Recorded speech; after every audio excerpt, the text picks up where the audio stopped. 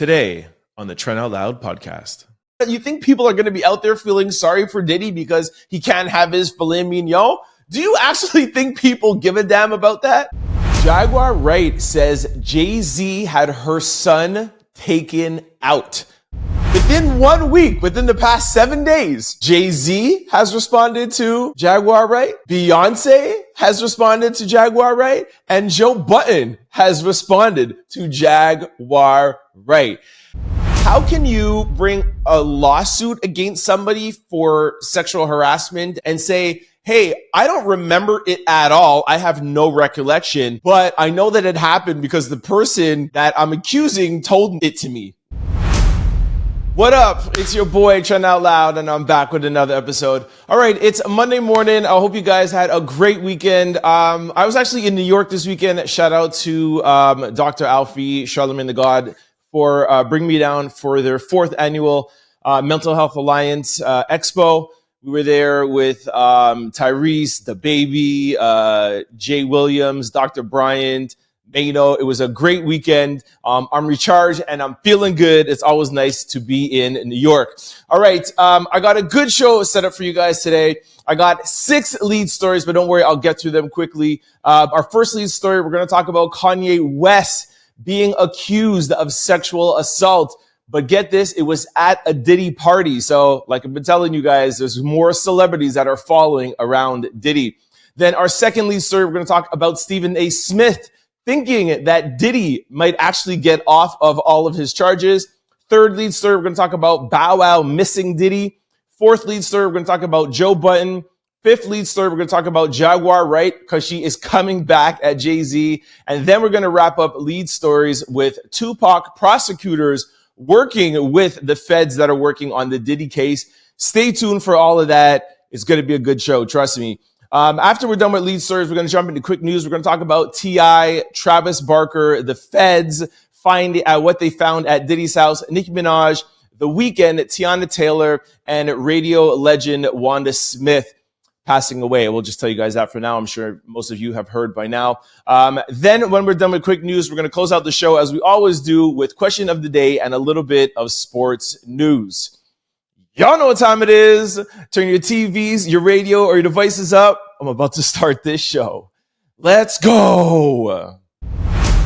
Kanye West accused of drugging and R-wording his former assistant at a Diddy party. All right, just to remind some of you guys who are listening on CFQR on YouTube, we cannot say the R word. We'll get flagged, but I'm sure most of you could figure out what we're trying to say, okay? He is accused of assaulting his former assistant.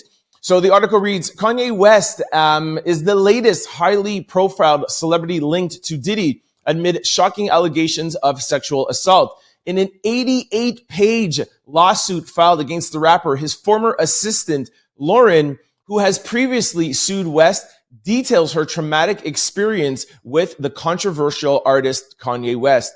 The OnlyFans model who worked with West from 2021 to 2022 stated that back in February that he sexually harassed and stalked her during her employment. Kanye West denies these previous claims, labeling them as baseless, and accuses Lauren, who's 36 years old, of blackmail and extortion. In an effort to share her story, she has brought forth numerous unsettling accusations, including claims that West was sexually obsessed and fantasized about sleeping with the mother of his targets, including the family members of his wife, Bianca. Okay, this article is talking about a whole separate story. Don't get confused with Kanye West wanting to sleep with the people's mothers that he's sleeping with, okay? We'll talk about that later if we have time. So back to the documents, the accusations. In the legal documents, Lauren alleges that Kanye West drugged and R-worded her while she was at one of Sean Diddy Combs' star-studded parties, after which she started to feel disoriented and slipped into a highly impaired state. She said she felt less in control of her body and speech, and that's where her memory of the night started to escape her. Initially, she believed she had been drugged by a studio assistant, but managing to get home without being assaulted, Lauren later learned about the extent of her night's event from West himself. So she doesn't even remember what happened, but she's claiming that she was R-worded and sexually assaulted, but she's saying that Kanye West told her about it. So like, I don't know, like, how can you bring a lawsuit against somebody for sexual harassment and R-wording them and say, hey, I don't remember it at all. I have no recollection, but I know that it happened because the person that I'm accusing told it to me. Like, it just, I know you're supposed to believe the victims, but this is a little hard to digest if she's saying that she doesn't remember.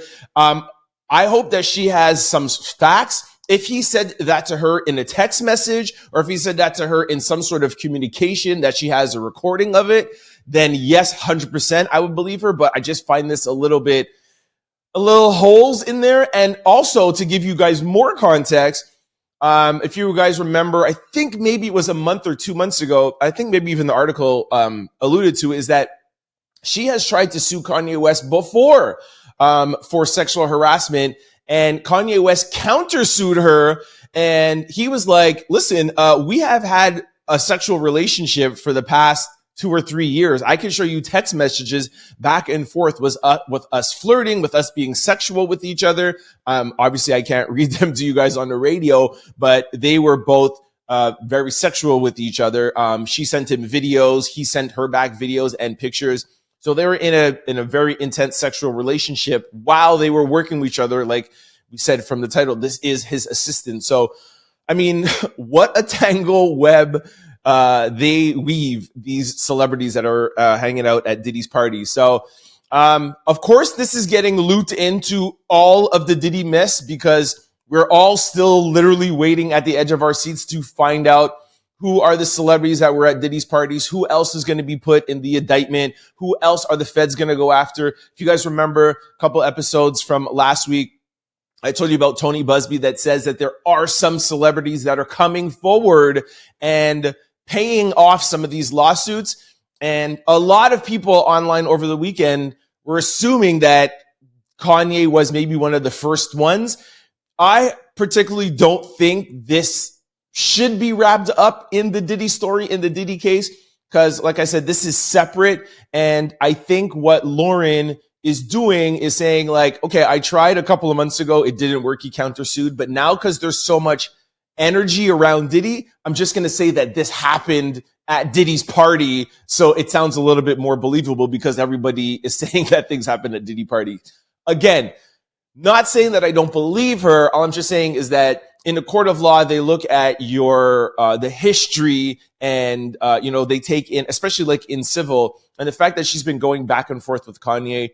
We'll see where this ends up. I mean, it is a serious accusation. It's an 88-page document, but we will see. But the headline and the truth of the matter is, or the allegation is, Kanye West sexually assaulted his former assistant at Diddy's party.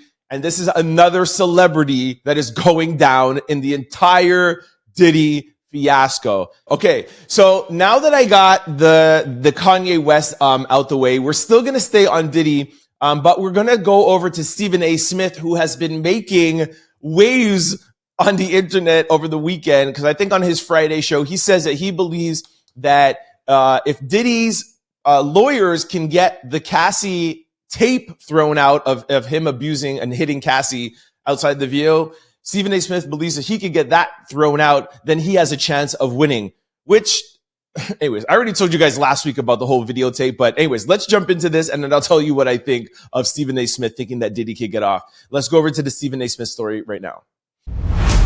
Stephen A. Smith says Diddy will especially win in his trial if his lawyers are able to get the Cassie assault video removed from evidence.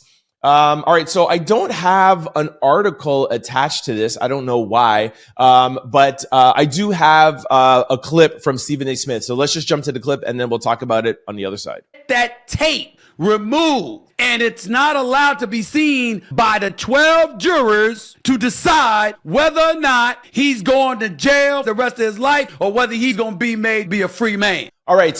You guys know that I love Stephen A. Smith. I talk about him on the show all the time because he now is not only just sports broadcasting, but he's trying to do a podcast. But I'm going to say the same thing that I always say about him, about the comments he makes on his podcast. Stephen A. Smith is trying to make his podcast pop and go viral. You know what I'm saying? And because this absolutely makes no sense. Respectfully, all right, Stephen, I love you, Stephen A. He likes to be called Stephen A. So if they get the Cassie videotape thrown out, yes, it could definitely get some of his charges lessened, right?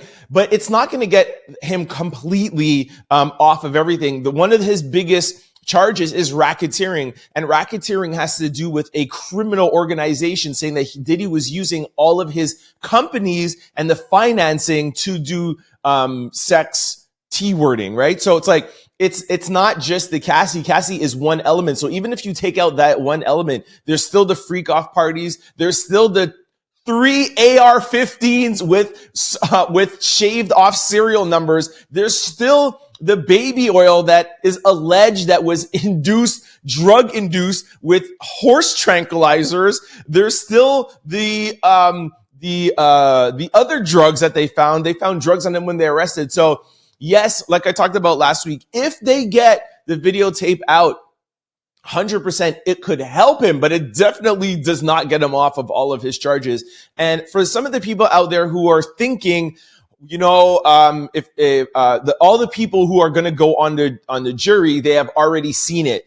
I explained this yesterday. How courts work is when a jury is given instructions by a judge, yes, they may have seen it prior to the court the trial being started.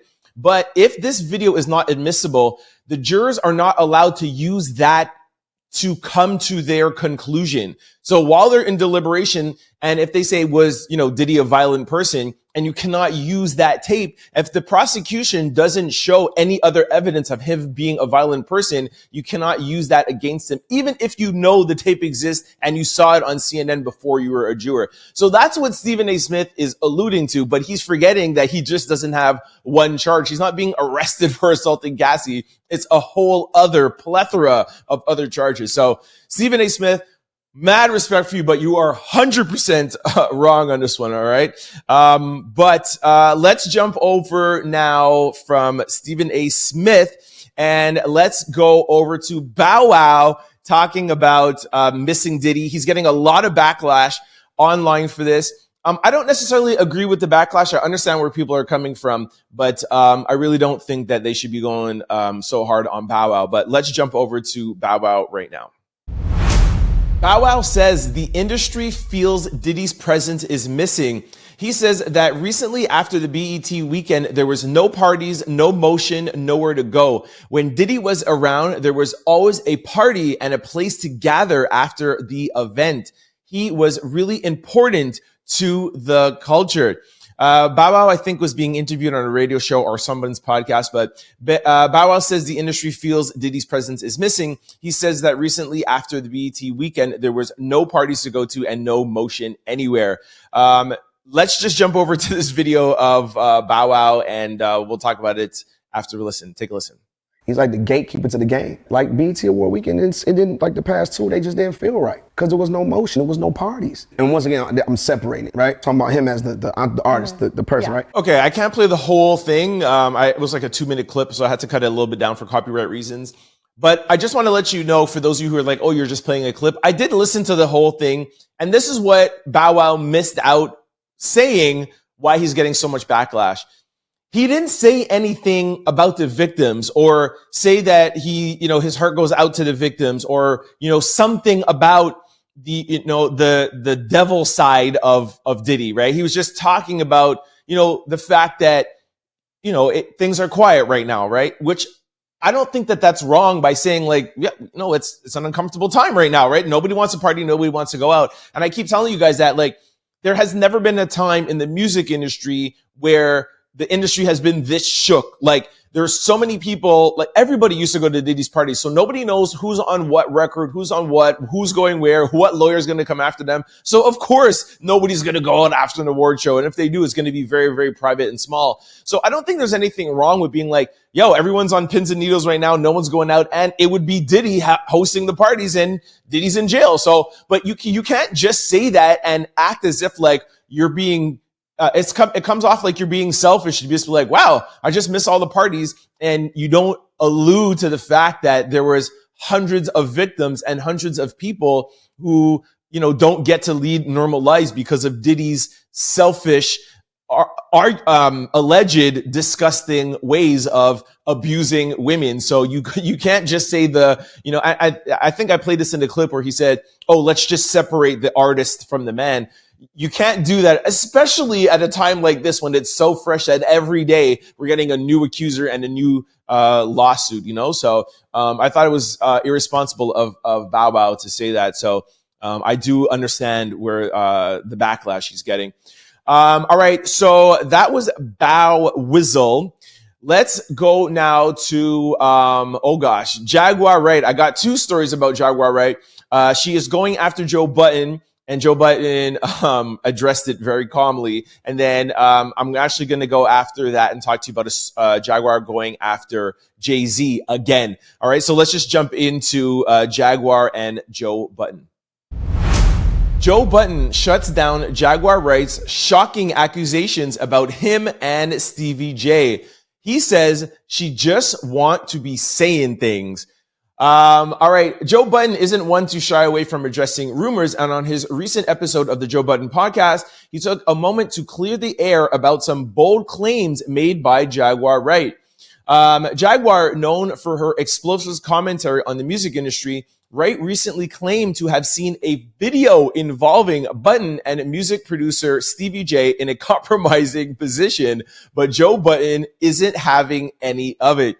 During the podcast, Joe Budden responded to Wright's comments with his trademark bluntness. He said, no, she's grabbing the salaciousness and very obvious headlines and expounding on them. He also went on to say that Wright claims to have seen a video, but he firmly believes it's part of her storytelling. He said, I know I could say without a shadow of a doubt, 100% certainly, that this lady just be saying things to add to the luster of whatever she's saying, suggesting that Wright is sensationalizing just for attention. Joe Budden's co-host chimed in with jokes, etc., etc. All right, so listen, who are we to say if Jaguar is lying or if Joe Budden is lying? We don't know. And by the way, just to add context, Stevie J is known to have been, Diddy's right-hand man. If I'm not mistaken, I think he actually also dated Biggie's ex-wife, Faith Evans. Anyways, and they're saying that Diddy and Stevie J, were, very sexual with each other in a homosexual relationship and freak offs or whatever. So it's not far-fetched to say that Joe was with Stevie J. Okay. I'm not saying that he was, but just giving you more context. It's just not throwing, a random name in there. Throwing Stevie J adds more, makes the story more believable. What I think is the bigger story, whether you believe Jaguar or you believe Joe, is that Jaguar Wright is really getting at the industry. Jaguar has been saying these things for the past 4 years, okay? And she has just been thrown under the rug as, she's just a conspiracy theorist. And within 1 week, within the past 7 days, Jay-Z has responded to Jaguar Wright, Beyonce has responded to Jaguar Wright, and Joe Budden has responded to Jaguar Wright. That's huge. Believe her or not, say whatever you want. The fact that these people are responding to her, and Joe responded to her on his podcast, and not like the Breakfast Club last week when they were talking about the Pierce Morgan thing. They didn't say her name. Joe said her name. So, like I said, believe her or not, but she is making waves out here, and it's looking to me more like some of the things that she's saying does have some validity to them, I think is the reason why these celebs are like, we do not want her coming out. And like I said, she's been saying things about Diddy that have rang true. Not saying that the things about Jay, Beyonce, and Joe are. All I'm just saying is that she's getting the attention that she's wanted for the past 4 years. So, all right. So now with Joe and with Jaguar, I found this interview with Jaguar, and she's talking about Jay-Z and her son. And I didn't know about this.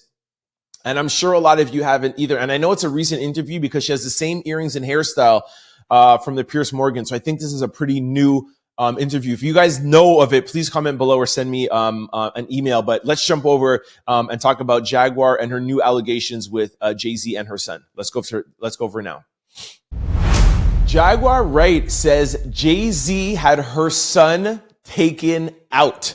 Okay, crazy accusations, but I'll let her tell it in her own words. Take a listen. My son died because he was my son. He interned at Rock Nation, and they approached him to sacrifice me. I moved us here to stop it, to prevent it, to avoid it. They take them anyway to show you what the harm is. Giovanni, his death is why I do what I do. So again, it's not my job to say who I believe or who I think is lying, because we'll never know. You guys could do that in the comment section. I'm just here as a funnel of the information, and you guys could go back and forth in the comment section.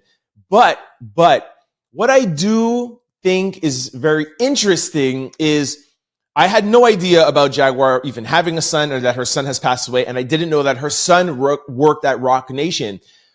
So it makes sense now why Jaguar has such a vendetta against the music industry, against Jay-Z, and of course, Jay-Z's homie and best friend in the industry, Diddy. So this is why she's going at them. Again, I don't know if it's completely made up and some people say she's completely crazy and she just lost her mind.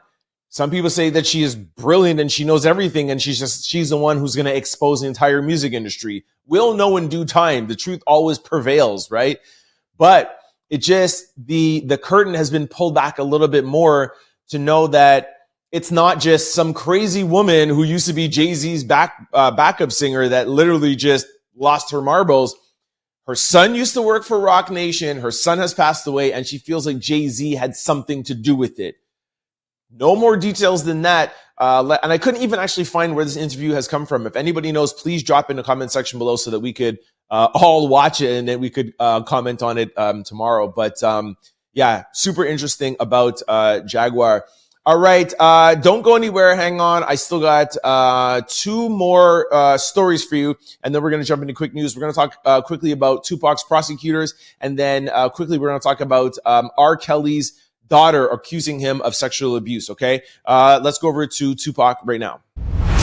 Prosecutors collaborating with feds on Diddy's allegation ties to Tupac's murder. Yo, the plot thickens every episode, every day with this Diddy situation. It's crazy. In a new development that intertwines 2 of hip-hop's most infamous names, federal prosecutors investigating Sean Diddy Combs are reportedly collaborating with Clark County District Attorney Office in Los Angeles, which is overseeing the murder case of rapper Tupac Shakur.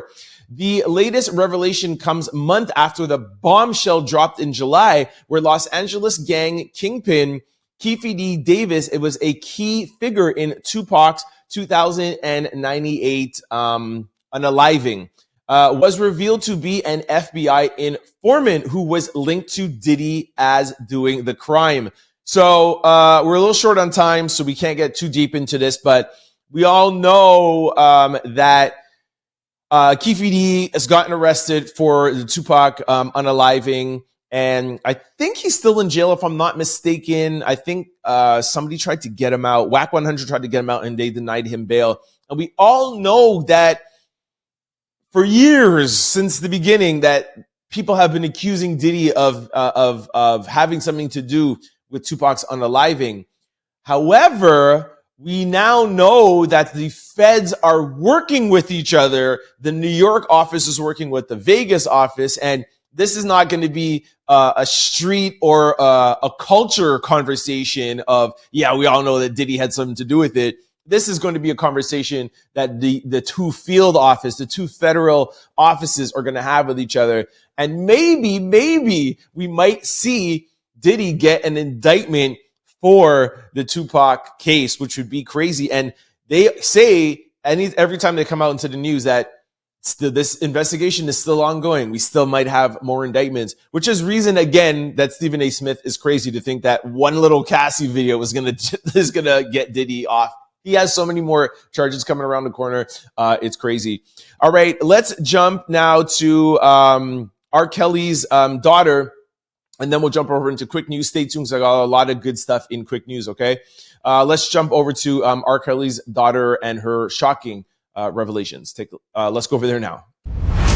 R. Kelly's daughter on the alleged abuse she suffered during her childhood at the hands of her father. In a heartbreaking admission, R. Kelly's daughter reveals she was also a victim of sexual abuse at the hands of her own father. In the new documentary, Karma, A Daughter's Journey, which premieres on Friday, the 26-year-old shares that she was abused by the singer as a child. The incident, which occurred when she was just 10 years old, was first reported to her mother back in 2009. R. Kelly's daughter went into specifics about the alleged abuse she experienced and expressed how he was everything to her while speaking on her father. She continues, "For a long time, I didn't even want to believe this happened. I didn't know that he was a bad person and that he could do something like this to me." Reflecting on the fear, she says, "I was too scared to tell anybody. I was too scared to even tell my mom." All right, so I think this premiered, I think it was last Friday. So I don't know if anybody have seen it. Please comment below and let me know. I do know that she put out a little bit of a statement. I don't have time to read the whole thing, but the headline was, R. Kelly's daughter shares a message after revealing he sexually abused her as a child. And she says, "I do not hate my father." So I think really maybe kind of like, maybe she might be having a little bit of like buyer's remorse and like, listen, I did this, I promoted it, and now I kind of regret it. At the end of the day, I don't hate my dad. A lot of people are kind of like tearing her up in the comment section, saying that they don't believe her. Now, all of a sudden, now she loves her dad, so why come out and say this? But I just think that something like this, when it has to do with a child and his father, I think that it's way too sensitive of a topic for us to comment in a comment section. Whether you believe her or not, or what's going on. I just think at the end of the day, R. Kelly's in jail. His daughter does not have a father in her life anymore, and he is in jail for we all know what he's in jail for. So that alone has got to be hard on her, regardless of whatever he has done to her or not, right? So I just feel bad for her all around, her and his wife. It's just ridiculous. All right, that's it for lead story. Let's jump into quick news, because I got amazing stories and quick news for you guys. We're going to talk about T.I., Travis Barker, what the feds found at Diddy's house, Nicki Minaj, the food that Diddy hates in jail, the Weeknd, Teyana Taylor, and radio legend and comedian Wanda Smith passing away. And of course, still stick around for question of the day and sports news. T.I. announces that he will be retiring from performing after his final show at Jingle Ball in Atlanta later this year. He said, "I don't need the money anymore. I don't want people to pay me to be jumping around, sweating on stage as an entertainer anymore." Yo, let me tell you something. All right, I've been in the music industry long enough to know that at some point, every rapper, R&B artist, some R&B artists are going to come across and be like, "Yo, I'm retiring." They're just tired. They're saying this. They're going to come back out. Jay-Z said this. Every artist has gone through this. Lionel Richie, who's my mom's favorite artist, he just was in Montreal like last year, I think, and be like, "Oh, it's my last show." She told me that he's been saying that from like 20 years ago, and Lionel Richie's like close to 80, man. There's a lot of money in touring. He's probably just going to take a break. He's probably just trying to promote this concert that he's doing right now. Trust me, T.I. fans, T.I. will be back, all right? Let's jump over now to Travis Barker. Travis Barker's son is in the hot seat after baby oil was served at his 21st birthday party. A Diddy baby oil joke has landed Landon Barker, Travis Barker's son, in the hot seat. Recently, the son of the famed drummer Travis Barker celebrated his 21st birthday party in Hollywood. Footage of the event has been circulating online, and you can see clips of London placing alcohol in bottles and serving them to girls, baby oil bottles and serving them to girls. Listen, people have been using this baby oil thing as a joke. Somebody rolled up to Young Miami and asked her to sign the baby oil. Listen, what you guys have to understand is, like I was talking about with Bow Wow, listen, I understand it's a joke, but people were hurt behind this. Right? And people online are going to think about the victims first before thinking about the joke. So, yeah, a meme going around here or there, but the fact of you having a whole birthday party and serving stuff, it's not going to come across well, especially if you are a son or a child of a person that has some sort of connection to Diddy, right? Like the Kardashians, Diddy, they all know that Khloe's been there or whatever. So it's just distasteful. I know he's 21 years old, and I don't know if his parents knew about this. I don't know if Travis knew about it, but again, like the Bow Wow situation or whatever, especially now in these coming months, people are going to think about the victims first than the joke. So I totally agree with this backlash. All right, let's jump over now to what the feds found in Diddy's house. It's actually pretty crazy. When Diddy was raided by the feds, they found 96 devices with over 1 terabyte of files. Do you guys know how much information that is? 96 devices and 1 terabyte of files. I also heard that they can't get into some of the computers and laptops and phones. And people are like, oh, it's because it's too old, it can't update. No, it's because Diddy, he knew that something was coming along and he probably wanted to encrypt it. So apparently when they're trying to encrypt and break things, they're losing all of this. So maybe that's why Diddy is sitting down in jail smiling, because if they get these 96 devices and a lot of them wipe out, forget about the Cassie video. If they lose this evidence, that could really help Diddy out. But anyways, I just wanted to share with you because a lot of people are speculating, but it's 96 devices and 1 terabyte of files. But they are having a hard time getting into these files, and they don't know which ones they will lose or which ones will be corrupted. You know what? I had something about Nicki Minaj, but let's just jump to Diddy so that we could get this last Diddy story out the way. Let's go over to Diddy and what he is not liking about jail. No more steak. Diddy's lawyer says he's struggling with the food choices in jail. The attorney for the music mogul shared that the most difficult part about being behind bars is the meals he's eating. I think the food probably is the roughest part for him, Combs' lawyer said while speaking to the prosecutors outside. Diddy is being housed at the Brooklyn Metropolitan Detention Facility, and people have reported that it has some of the worst conditions of all jails in the area.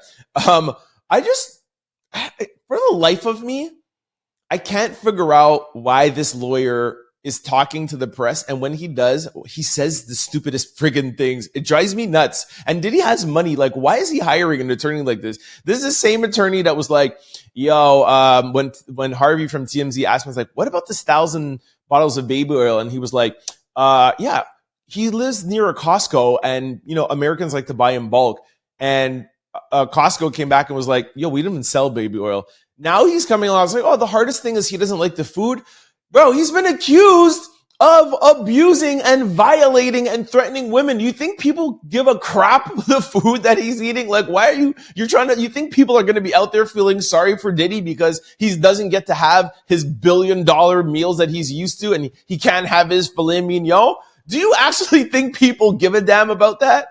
This guy is crazy, bro. Anyways, I thought that was just, you know what? It's not even funny. It's actually embarrassing that you're spending millions of dollars on a lawyer and he's not getting no sympathy for you. All right, let's jump over to Nicki Minaj and her record-breaking tour.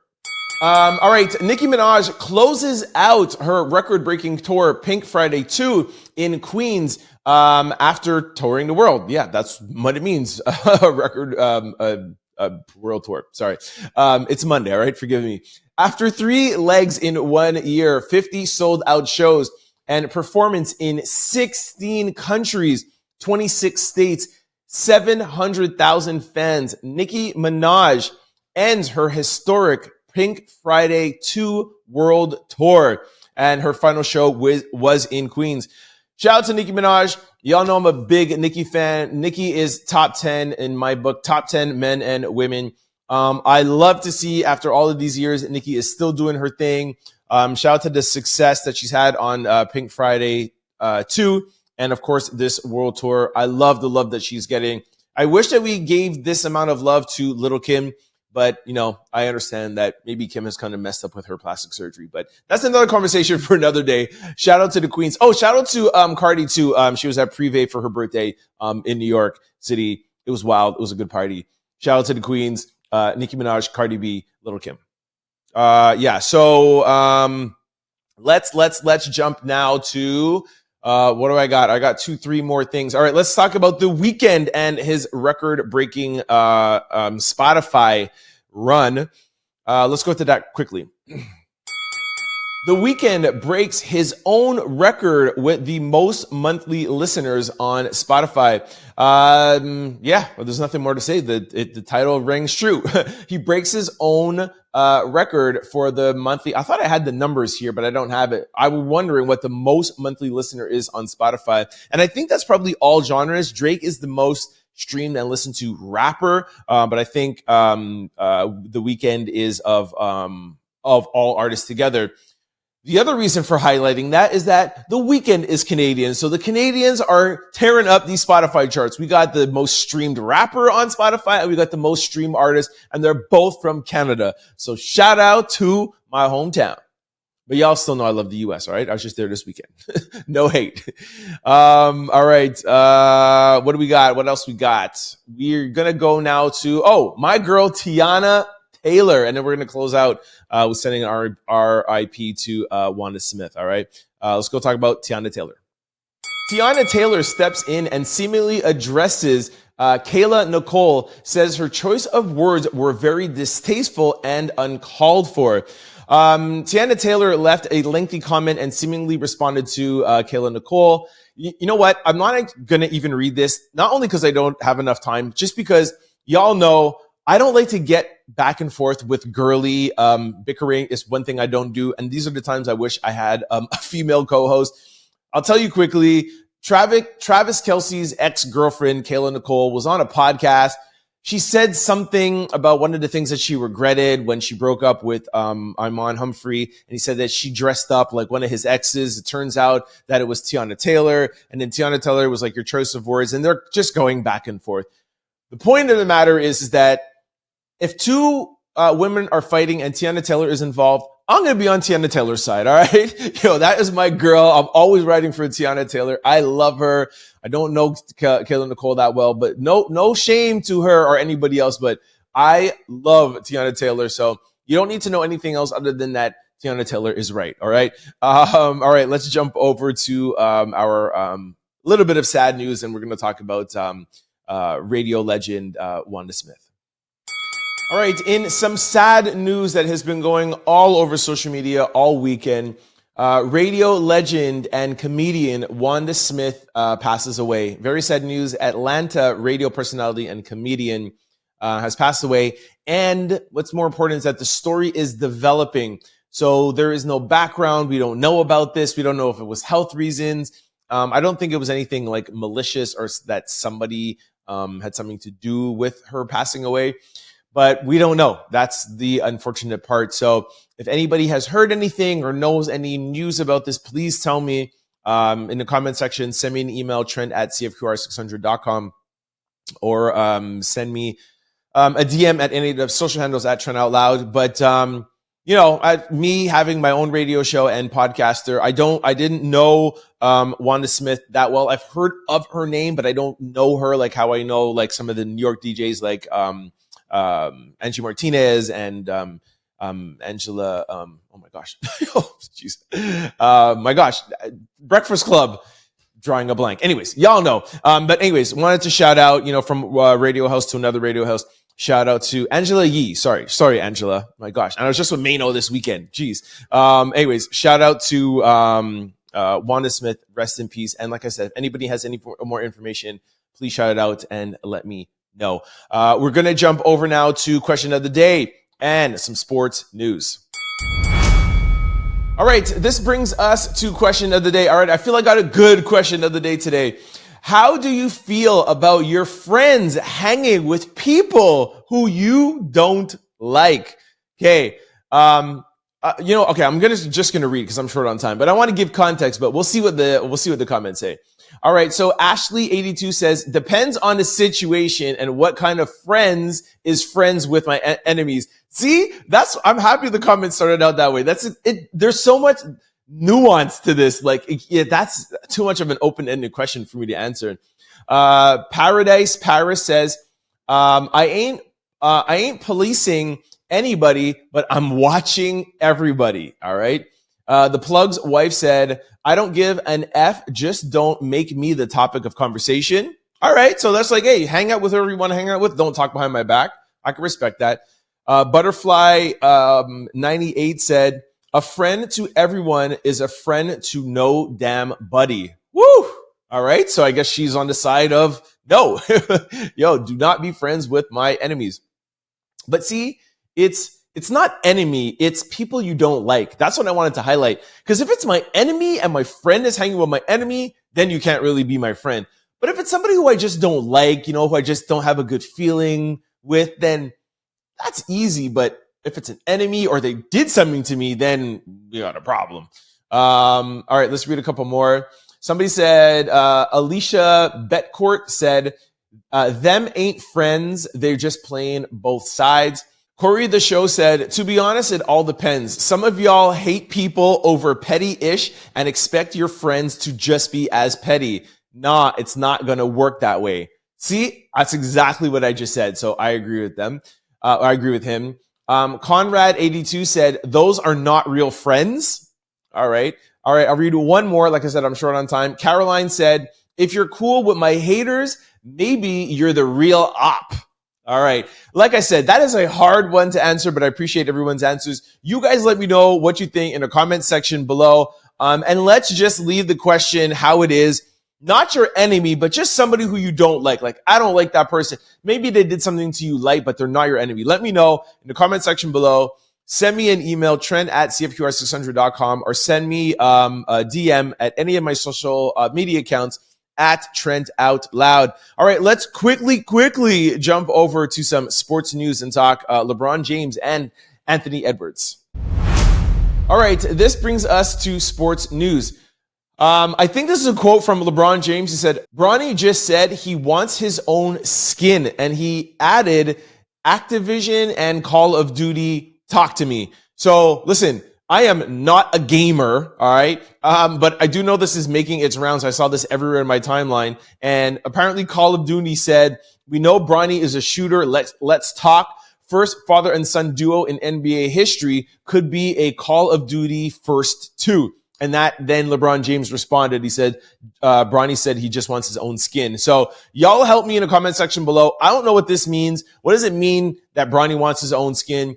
What I love about it is that Call of Duty is not hating on LeBron and Bronny playing together, which a lot of people are still hating on it. I do agree he should have been in the G League, but I'm not hating on what's going on. But comment below and let me know what this means. But shout out to Call of Duty for supporting this and elevating what's going on. All right, my last thing, I was shocked when this came across my timeline.